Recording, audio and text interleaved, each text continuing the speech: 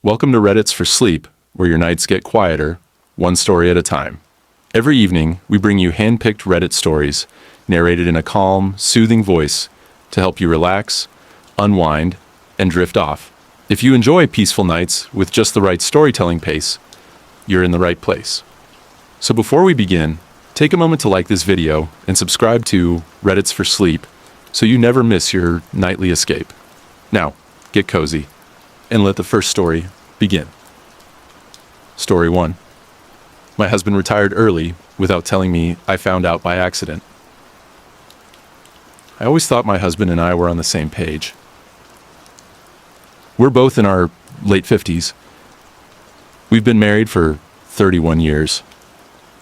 Raised 2 kids, worked hard, lived within our means, and talked often about our 5-year retirement plan.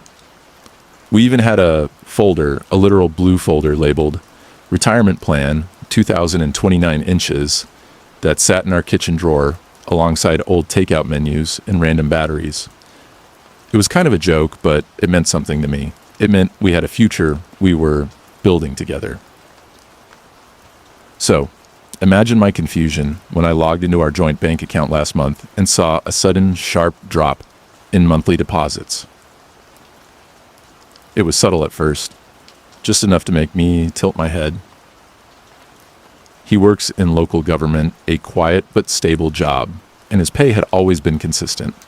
But now, instead of the usual R32,000 or so, there were only smaller transfers coming in.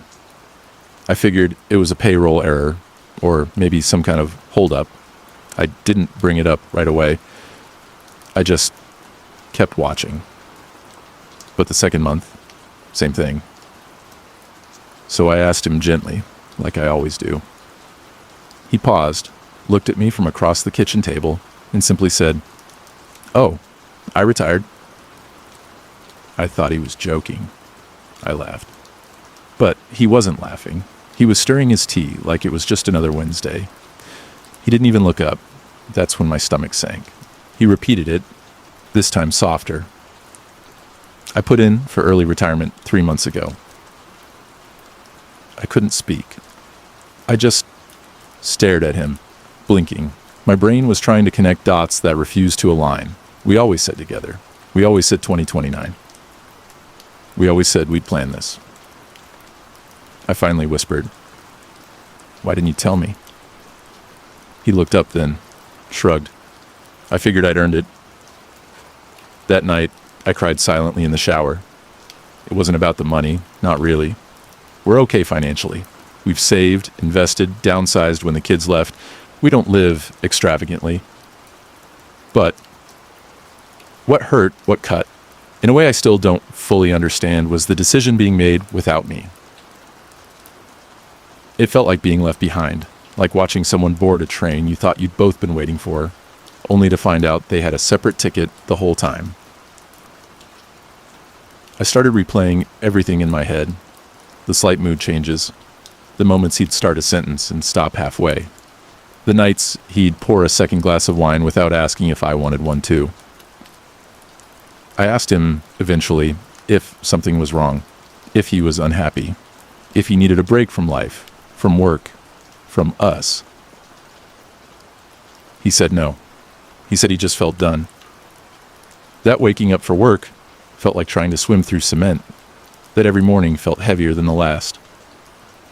I get that. I really do. But what I can't understand is why he didn't trust me enough to tell me. I would have supported him. I would have helped figure it out. We could have adjusted things, talked to our planner, maybe restructured how we spend. I didn't need a perfect plan. I needed a partner. Now, I don't know. He spends most mornings gardening. The TV is on more. He seems lighter. Sometimes he hums in the kitchen while slicing fruit. And a part of me feels guilty for being upset about something that clearly brings him peace. But peace shouldn't come at the cost of partnership. I haven't told the kids. I haven't told my sister. I haven't told anyone. Not because I'm ashamed, but because I don't want to hear, "At least he's home," or "You should be happy." I'm not unhappy. I'm just surprised, still trying to breathe through the change, still trying to realign what us means now. Maybe this is just one of those quiet shifts that come in long-term marriages, the kind nobody warns you about, the kind without screaming or cheating or betrayal, just subtle, slow-growing distance wrapped in polite conversation. He made a choice. Now I'm left choosing what I do with it. Story 2. I caught my dad lying about visiting my mom's grave, then discovered the truth. My mom died when I was 10.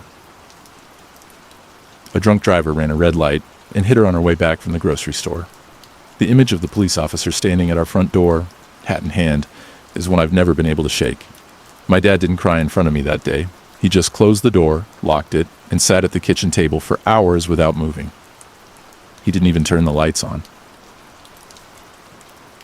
After the funeral, he kept moving, robotic, mechanical. He packed my lunch, dropped me off at school, and came to my soccer games, but something about him was gone. It was like watching a movie with the sound turned off. Everything looked the same, but felt empty.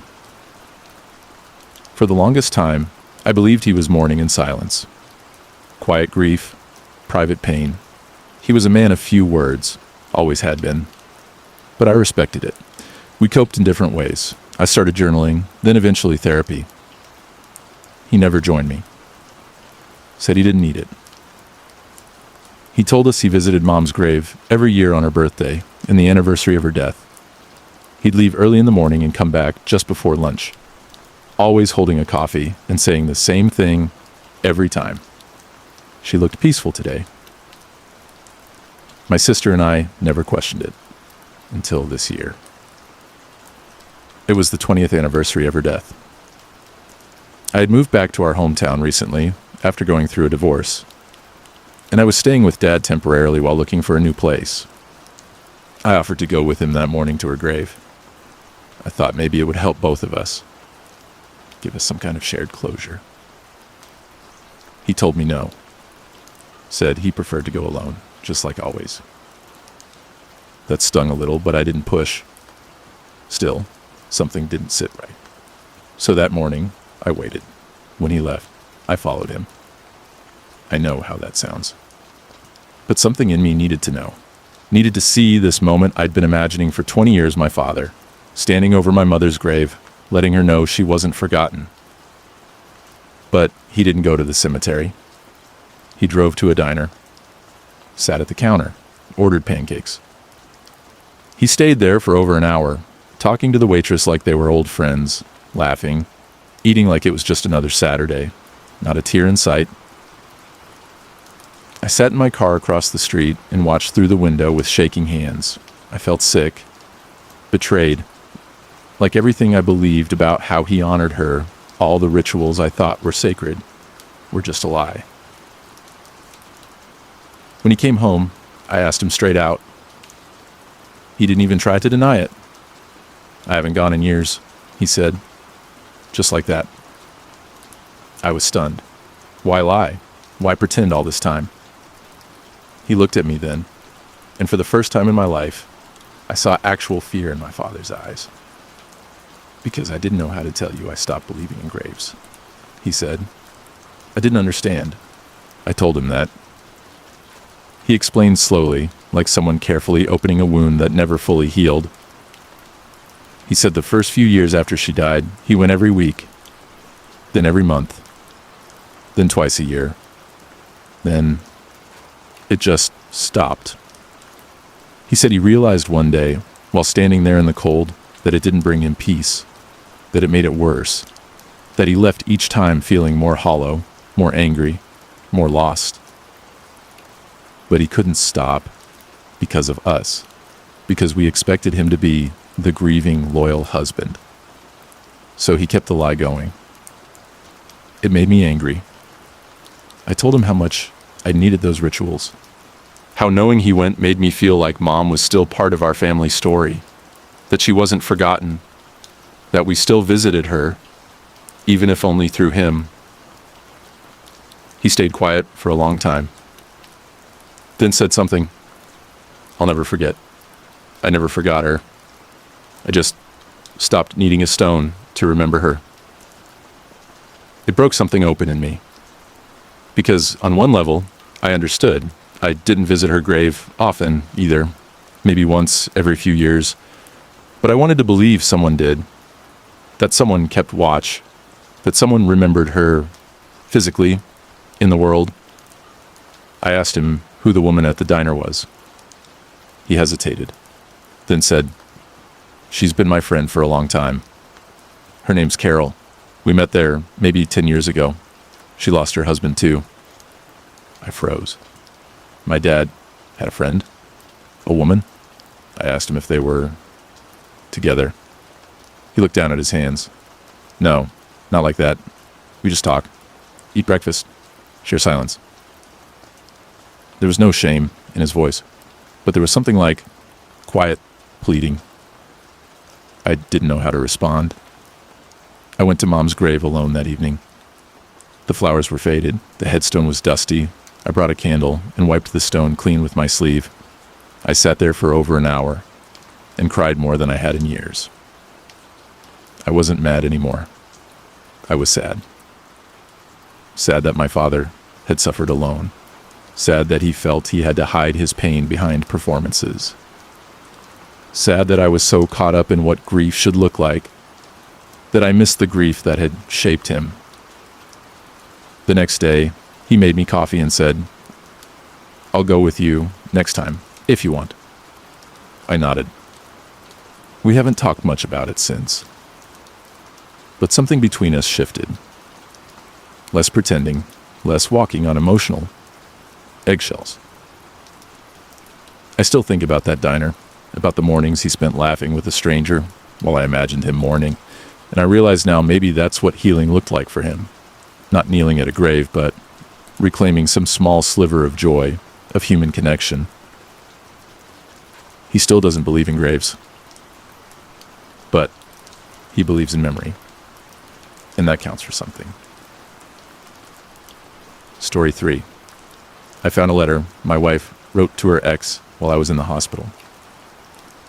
Last year, I had emergency surgery after collapsing at work. It turned out to be a ruptured appendix, and I was in the hospital for nearly a week. My wife was there every day, kind, attentive, bringing me meals I could eat, sitting next to me while I dozed off from the pain meds. She held my hand when I was scared, stroked my hair when I was nauseous, and told me, over and over, how much she loved me. I believed her. We've been married for 9 years, together for 12. We've had ups and downs, sure, like any couple. But we've always made it through. Or so I thought. The day after I got home, while she was at work, I went looking for my charger in her side drawer. I wasn't snooping. I was groggy, tired, and my phone was at 2%. That drawer is usually just a mess of lip balm, receipts, and old phone cables. But what I found instead was an envelope with my name on it, and it wasn't a card. It was sealed. Thick. I froze. It had no stamp, no address, just my name. In her handwriting. I hesitated, but I opened it. It wasn't for me. It was about me. It was a letter handwritten, 3 pages addressed to a man named Ethan, her ex. The letter started by saying, "I don't know why I'm writing this. I won't send it. But I need to say it somewhere." She wrote it the night I was in surgery. It began with her saying how scared she was, that I was in the operating room and she didn't know if I'd make it. But then it turned. She wrote that sitting there alone in the waiting room made her think about him, about Ethan, about the what if that she thought she'd buried.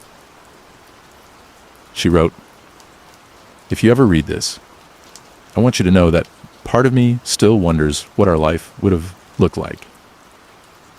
She said she didn't regret marrying me, that I was a good man, a safe man, but that I didn't see her anymore, that we'd become roommates, that she missed feeling alive. I read those words over and over again. I could barely breathe.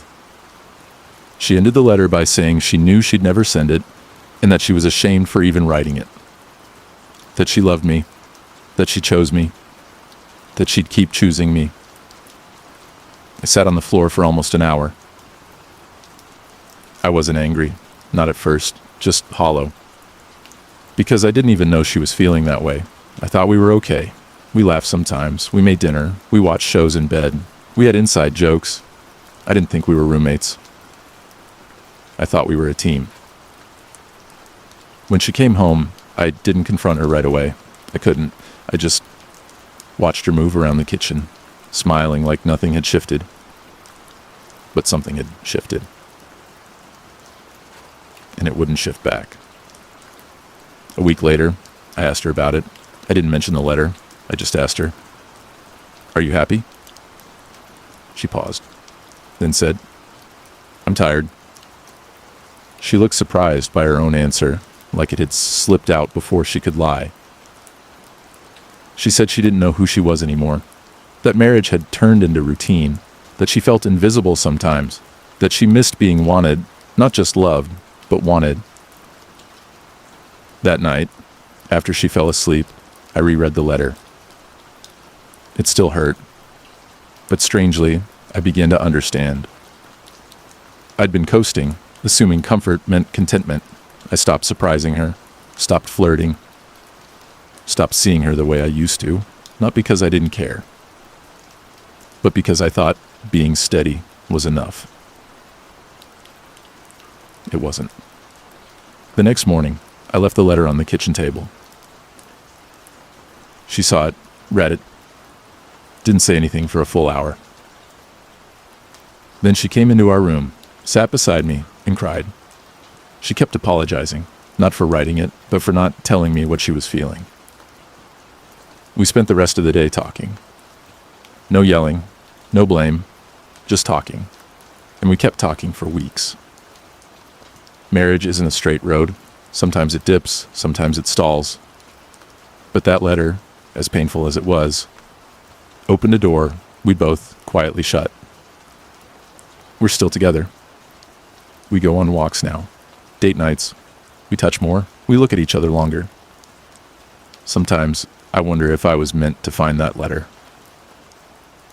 If it was never meant to be sent, but always meant to be read. Story 4. My brother cut me off over an inheritance, but I never even took the money.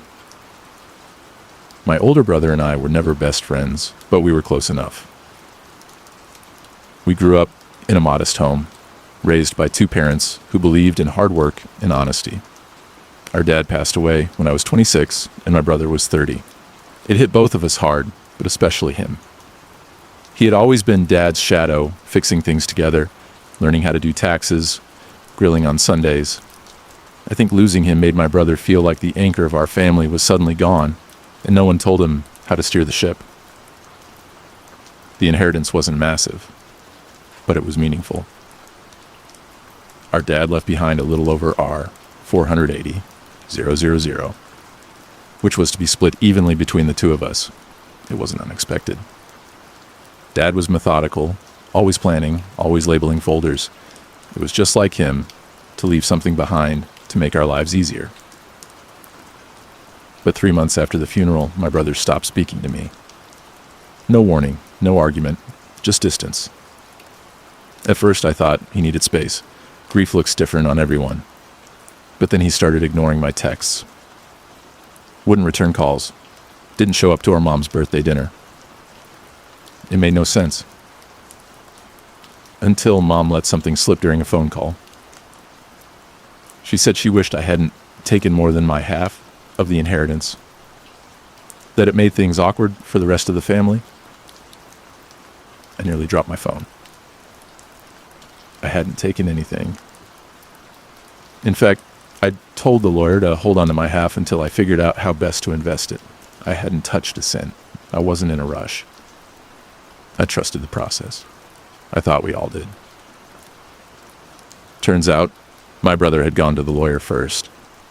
He'd asked for the full amount to be released immediately, for both of us, and claimed I'd agreed to let him handle it. He used my silence as consent. And when the lawyer didn't release my half because he couldn't, without my signature, my brother assumed I was trying to block him, or outmaneuver him, or maybe just be greedy. But instead of calling me, instead of asking for clarification, he just built a story in his head. A story where I betrayed him, where I took more than I deserved, where I proved finally that I wasn't the brother he thought I was.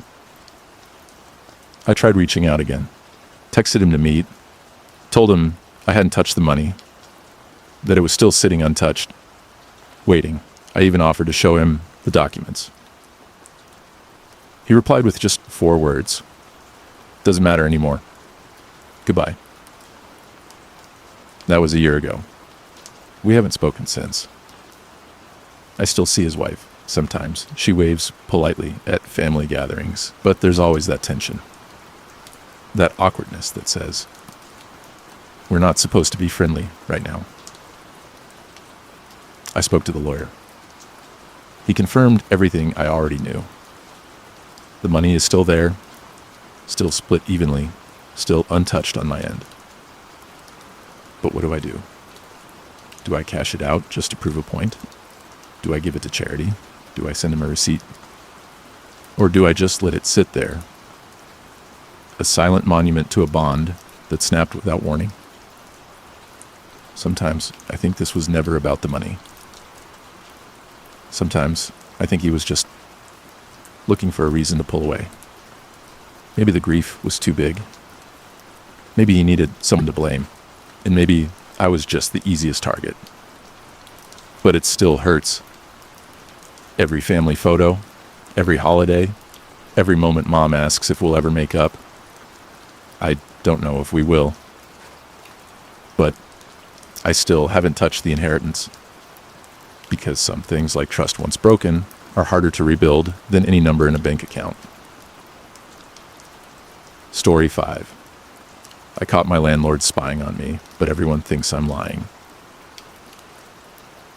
I moved into my apartment last year, after finally landing a steady job post-divorce. It wasn't anything fancy, just a small unit in an older building on the edge of town. The walls were thin, the plumbing moody, but it was quiet, safe, and within walking distance of my new job. After everything I'd been through, it felt like peace. A fresh start, just me and my dog, Milo. The landlord, Mr. Harper, was an older guy. Maybe late 60s, polite, soft-spoken, the type who smiled with his lips but not his eyes. I met him only once at the showing and once when I moved in. He handed me the keys, told me he lived on the property, and that I could reach out any time with problems, but not too often. I didn't think much of it. For the first few months, everything was fine. I paid rent on time, took care of the place, occasionally waved to him from the parking lot. Then weird things started happening. It began with small signs. Once, I came home and found the back window cracked open. I never opened that window. Another time, a coffee mug I left in the sink ended up on the drying rack. I assumed maybe I was just forgetful, stressed from work. Maybe I left it there and didn't remember. Then, Milo started barking at the hallway closet. Every night, same spot, same time. That closet only had cleaning supplies and an old coat, but when I opened it, nothing ever seemed out of place. One evening, I came home early from work, a rare half day, and I noticed something strange.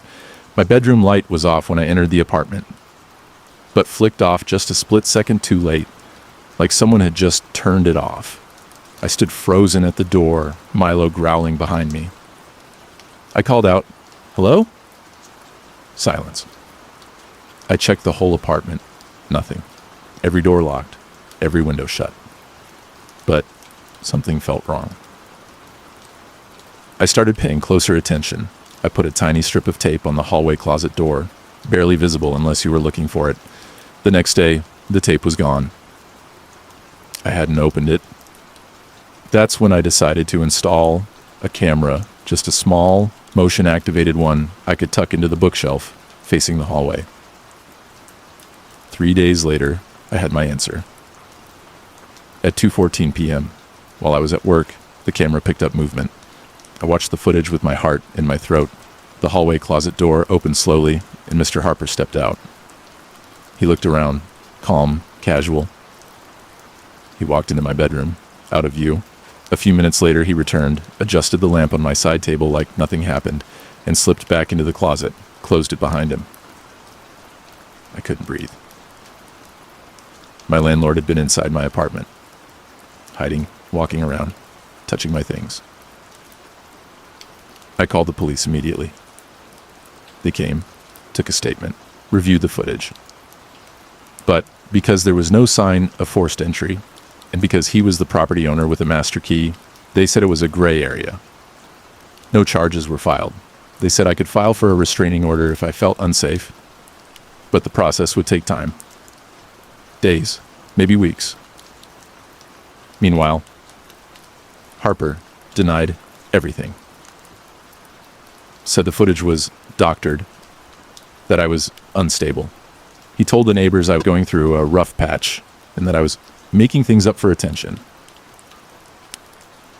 I tried warning others in the building, but most of them were older and had lived there for years. They looked at me with skepticism, like I was the new tenant causing drama. So I left. Packed up in 2 days. Broke my lease. Didn't care about the deposit. I just wanted out. I'm safe now. New place, new locks, new landlord. But I still wake up some nights, thinking I hear the closet door creak open. I still find myself checking rooms twice, sometimes 3 times, before I go to bed. Milo doesn't bark at closets anymore, but sometimes he just sits and stares at one for minutes, ears perked, head tilted. The footage was real. The fear was real. And the worst part isn't that it happened. It's that no one believed me. Story 6. My wife secretly sold my childhood home while I was out of town. My childhood home wasn't just a house. It was a piece of me. It's where I learned to ride a bike, where my mom taught me how to bake bread from scratch every Saturday, where my dad used to sit on the porch with me during thunderstorms and tell me that fear was just excitement in disguise. When my parents passed away, first dad, then mom, 2 years later, they left the house to me. It was paid off, old but sturdy, with creaky wooden floors, and that smell of aging paper and lavender my mom always kept in the linen drawers. I didn't have the heart to sell it, so I kept it. I didn't live there. My wife and I had a newer home, closer to the city, but I visited the old place at least twice a month. Cleaned it, maintained the yard, repaired what needed fixing. Sometimes I'd go there just to sit, feel the quiet, and remember. My wife never liked the house. She said it was outdated, a waste of resources, and emotionally inconvenient. She never said those words directly, but her tone always carried that message. Every time I returned from a visit, she'd roll her eyes and say, "You really need to let it go." I told her it wasn't just about grief. It was about legacy. About preserving something that felt grounded in a world that constantly spins faster. Last September, I had to travel out of state for work. A 10-day trip, nothing unusual. When I got back, my wife greeted me at the door with a big smile and said, "I have news." I thought maybe she got promoted or found out we were expecting we'd been trying for a while. Instead, she handed me a check, a large one. Confused, I looked at her. "What is this?" She grinned, like she was revealing a surprise party. "I sold a house." My brain didn't register the words at first. I thought I misheard. "What? House?" "Your parents' place," she said. "It's gone, babe. We got an amazing offer. You wouldn't believe how much that neighborhood's gone up. I knew you'd hesitate, so I handled it while you were away." "It's done." I laughed. A sharp, short laugh. The kind that comes out when your body doesn't know if it's hearing a joke or a threat. You what? She shrugged. It was the smart thing to do. We could use the money. And you're always going there, moping around. It's unhealthy. I didn't speak. I couldn't. I drove to the house that night. The porch light was off. The yard had a sold sign staked in the lawn. The curtains were gone. The place looked hollow. A week later, the new owners began renovations. Painted over the front door where my dad carved my initials when I was 7. Tore out the tree I planted with my mom after she beat breast cancer the first time. Replaced the windows my grandmother used to draw hearts on with her fingers when they fogged up in winter. I never got to say goodbye to any of it. When I confronted my wife again, asked her how she could legally sell a house that was solely in my name, she admitted she forged my signature using a power of attorney I gave her years ago when we were refinancing our current home. She said she didn't think I'd actually be mad because it was just a house. Just a house. We're in therapy now, or we're trying. But the truth is, something broke. Not just trust. Not just communication. Something deeper. She says I'm overreacting, that it's material attachment, that I need to grow up. But I can't explain to her what it meant. How some places hold more than furniture and walls. They hold echoes. Ghosts of laughter. Silent agreements between past and present. That house was the last physical connection I had to my parents. To my childhood. To who I was before the world got so complicated. I still drive by it sometimes.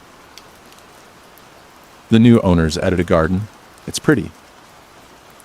But every time I see it, I feel like a trespasser in my own memory.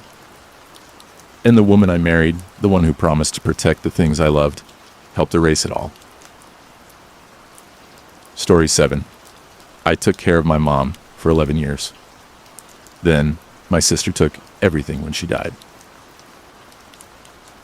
I gave up a decade of my life to take care of our mother. It started slowly, a few forgetful moments, some missed doctor's appointments, bills left unpaid.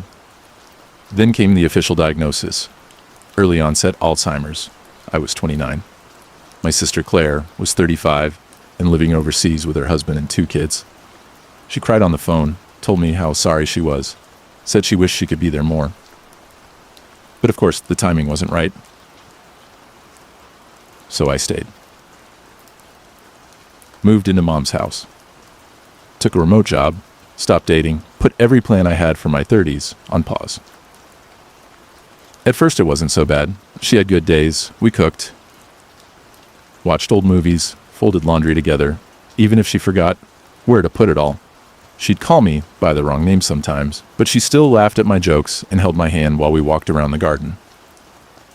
Then, the good days started fading. She'd get scared, confused, wake up crying. There were days she didn't know who I was.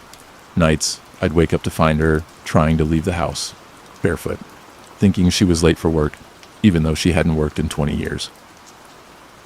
I bathed her, fed her, paid the bills, managed her medications, cleaned the accidents. Claire visited once or twice a year, stayed in a hotel, posted selfies with Mom when she was loose enough to smile, told her followers how grateful she was for family, how hard it is watching a parent fade. Then she'd fly back to Spain and disappear again. I never resented her at the time. I thought, maybe this is my role. Maybe I'm meant to carry this weight. I told myself I was doing the right thing, and in some ways, I still believe I was. Mom passed away last December. Peacefully, in her sleep, I was holding her hand. I whispered stories into her ear until her breathing slowed. I don't think she knew it was me by then, but I hope she felt safe. The funeral was small. Claire flew in the day before, cried in the front row, delivered a beautiful eulogy about childhood memories I barely remembered. Everyone said she spoke like a poet. She looked like the perfect grieving daughter. 2 weeks later, the lawyer called. Apparently, sometime in 2021, my mom had changed her will. Left everything in the house, the savings. Her jewelry to Claire. Everything. I was stunned. At first, I thought it was a mistake. Mom would never do that. I was the one who took care of her. I was the one who stayed. I was the one who wiped her mouth and cleaned her sheets and held her when she screamed at shadows. I demanded answers. Claire told me Mom had made the change during a window of clarity while she was visiting. That she wanted Claire to have the house for her family. That she felt I had already gotten enough, whatever that meant. I asked the lawyer if she'd been of sound mind. He said it was hard to say, but the paperwork was legal, notarized, witnessed. Claire moved back a few months later, into the house, into the home I had cared for like it was sacred. She repainted the walls, tore out the garden, rented out the spare room to one of her husband's cousins. She offered me nothing, not even a thank you. Sometimes I drive past it. My name is still on the mailbox. I left it there on purpose. A small protest. People tell me I should take her to court, that I should fight it. But honestly, I'm tired. I'm 39 now. I spent 11 years in that house. I gave Mom everything I had, and in her final moments, even if she didn't know who I was, I know she felt loved. Claire can keep the house. She'll never understand what those years took from me, what they gave me, what they meant. Some things can't be taken in a will. They live in the ache behind your ribs, in the peace of knowing you showed up every single day when no one else did. Story 8. My best friend married my ex, then asked me to be her maid of honor. I dated Mark for 4 years. We met in university, clicked instantly, and moved in together a year after graduation. I thought he was the one. We talked about kids, house plans, even had a Pinterest board full of wedding ideas. But 2 years ago, it ended. Slowly at first, then all at once. There was no big betrayal, just growing distance, too many quiet dinners, and the awful realization that we didn't want the same future anymore. He wanted to move abroad. I didn't. He craved a fast-paced life. I needed stability. It hurt. But we both agreed to part peacefully. Or so I thought. My best friend Hannah was by my side through it all. She cried with me, brought me takeout, sat on my floor while I ranted about missing him. She told me I was strong, told me I deserved better, told me I'd find someone new. What she didn't tell me was that she was talking to him. 6 months after the breakup, I noticed she'd started dodging certain questions, getting vague. She stopped bringing up Mark completely. At first, I figured she just didn't want to reopen wounds. Then, one night, I saw his car parked outside her place. I didn't say anything. Not yet. But it sat in my gut like a stone. 2 weeks later, she invited me to brunch, all smiles and nervous energy. That's when she told me she and Mark were dating. That it just happened. That they didn't plan it. That they were scared to tell me. I didn't speak for almost a full minute. When I finally found words, I asked her how long. She hesitated, then said they started talking a month after we broke up, dating a few months later. So much for peace. I left the restaurant in silence, blocked her number, didn't scream, didn't cry, just felt this cold emptiness take root in my chest. Over the next year, we didn't speak. She got engaged to him last spring. Then, last month, out of nowhere, she reached out, said she missed me, said she was thinking about how we used to dream of our weddings as kids, how we'd pinky promise to be each other's maid of honor someday. She actually asked me to be hers for a wedding with my ex. I stared at the message for so long it blurred. I couldn't believe her audacity. To pretend like nothing happened. To imagine I'd wear a satin dress and smile through vows written by the man who once told me I was his, forever. To stand beside her while she married the person I used to wake up next to. I didn't respond right away. I thought maybe I was being dramatic. Maybe I should forgive. Maybe this was life, and people move on. But the more I thought about it, the more I realized this wasn't about bitterness. It was about boundaries. So I messaged her back. I told her I was happy she found love, truly. That if she felt Mark was her person, I hoped he made her happy in ways I couldn't. But that I wasn't healed enough to watch that chapter unfold up close. That asking me to stand beside them wasn't love. It was cruelty dressed as nostalgia. She never replied. The wedding is in 2 weeks. I won't be there. But I've booked a solo trip to the coast for that weekend. Just me, a little Airbnb on the beach, and the sound of the waves. Because sometimes, peace means walking away even from people you once thought would stand beside you forever. Story 9.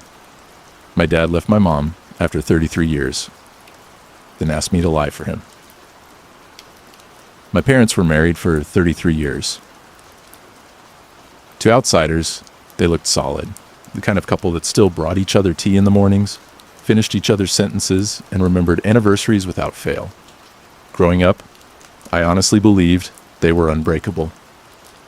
Then last winter, right after my mom's birthday, my dad called a family meeting. I was expecting something casual, maybe news about their retirement plans or a vacation, but when I got there, it was just him, sitting stiffly at the dining table, eyes red, hands trembling. "I've decided to leave your mother," he said, like he was reading off a checklist. I didn't know what to say. I asked him what happened. He didn't answer right away, just stared at the mug in front of him like it held answers. Finally, he said, "I haven't been happy for a long time." Then came the next blow. I've met someone else. Her name was Rachel, 39, and works marketing. He met her through a consulting project he'd picked up after retirement. They'd been talking for over a year. It became romantic 6 months ago. I remember blinking in slow motion. I felt my heart thudding in my ears. A kind of rage I didn't even know I was capable of building.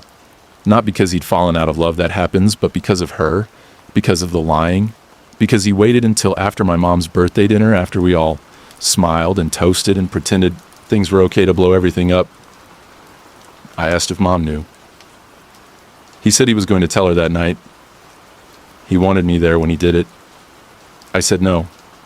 She deserved the truth, yes, but I wasn't going to hold her hand while he shattered her life. That wasn't my role. That night, I couldn't sleep. I kept replaying all the little moments from the past year. How he suddenly started dressing nicer, how he got defensive when asked about his phone, how he started disappearing on random afternoons. I thought it was just a phase, or boredom, or maybe a midlife restlessness. Turns out, it was something else entirely. The next morning, I called my mom. She already knew. He told her, said he was leaving, that he hadn't loved her in years, that she was too comfortable, that she made him feel like a shadow. She told me she didn't cry, not in front of him, just sat there and listened while her world cracked apart in neat, cruel sentences. Then she asked me a question I didn't expect. "Did you know?" I froze. Because suddenly, I remembered the one time I did see Rachel's name flash across his phone screen. I didn't think much of it. Just a contact, a coworker. It wasn't until now that I realized what I'd missed. "No," I said. And it was the truth. Not entirely, but close enough. A week later, Dad moved out. And that's when things got messier. He started asking me to help cover for him, to tell family that things were mutual, to explain that the split was peaceful, to ease the blowback on his side of the tree. I refused. I told him, "You made this decision. Own it." He got angry, said I was being cold, that I was taking sides. I told him I wasn't taking sides. I was staying with the person who didn't lie to me. We haven't spoken since Easter. He still sends the occasional text, updates about Rachel, invitations to brunch. I haven't responded. I don't know if I ever will. My mom is quieter now, but lighter too. She paints again, walks more. She doesn't say much about the divorce, but I can see the strength in her silence. Sometimes I wonder if love ever really lasts. Other times, I remind myself that love doesn't fail, people do. And some wounds, especially the ones that come from family, take a long, quiet time to heal. Story 10. I found out my husband was hiding a second family on our 15th anniversary. We were supposed to celebrate 15 years together last October. 15 years of marriage, 15 years of shared memories, challenges, laughter, and tears. To me, it felt like a milestone proof that love could endure time, that promises made in youth could hold firm even when life got messy. I planned a quiet evening.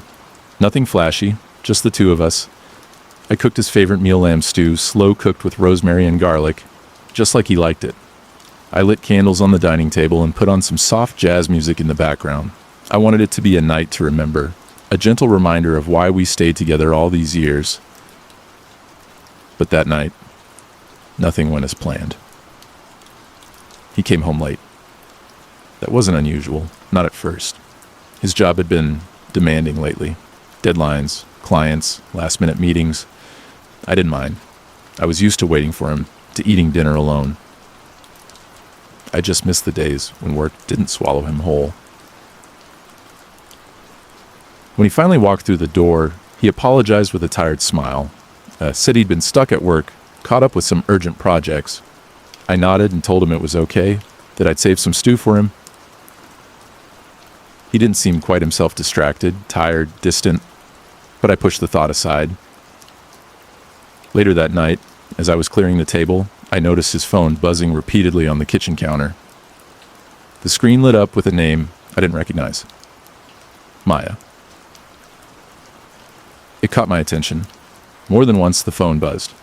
A quick glance at the screen showed texts, missed calls. I didn't want to pry, but curiosity took hold. When he went to the bathroom, I hesitated. Then, gently, I picked up his phone.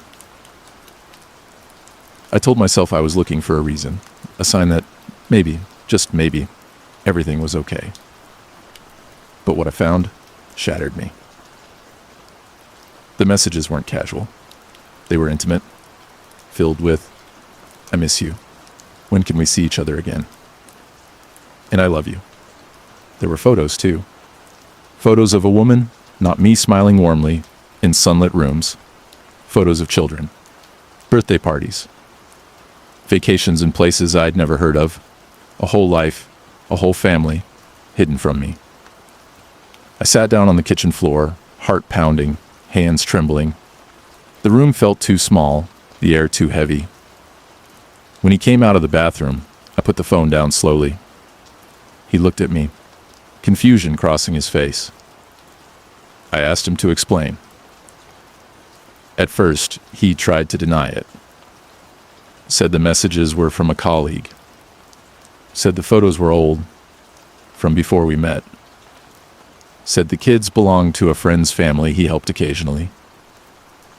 But the evidence was too clear. Finally, he broke down and confessed. He had another family. A wife, 2 children, living in a city 3 hours away. He told me he never meant to hurt me. He said he felt trapped, that he was lonely in our marriage, that he loved us both. But love, as I learned, is not always enough. The betrayal felt like a physical blow. I felt stunned, betrayed, lost, humiliated. I remember the silence that filled our home afterward, heavier than any words we could say. The next weeks were a blur. He moved out. The legal battle began: custody fights, financial disputes, endless phone calls, meetings with lawyers. Friends and family took sides. I felt isolated. The world I thought I knew had shifted beneath my feet. Some nights I cried alone in the dark. Other nights I stared at the ceiling, wondering how I missed all the signs. The late nights. The secret phone calls. The weekends he said he was working but never came home. I replayed every conversation, every moment, searching for clues. But there were none. Or maybe I just didn't want to see them. Rebuilding my life wasn't easy. I moved into a smaller place. Started therapy. Took long walks on the beach to clear my head. Slowly, I began to piece myself back together. Sometimes I catch myself reaching for the phone to call him. But then I remember the truth, the silence he left behind. And I choose peace. Because some wounds run so deep, the only way to heal is to find quiet strength in the stillness. And so, on what should have been our 15th anniversary, I lit a candle alone. I whispered a goodbye to the life I thought I had. And I promised myself to keep moving forward, one calm breath at a time. That's all for tonight. If these stories helped you unwind, I'd truly appreciate a like. It helps more people find peaceful sleep too. And if you want more like this, subscribe to Reddit's for Sleep. We're here every night with new stories to drift off to. Have a peaceful night, sweet dreams. And I'll see you in the next one.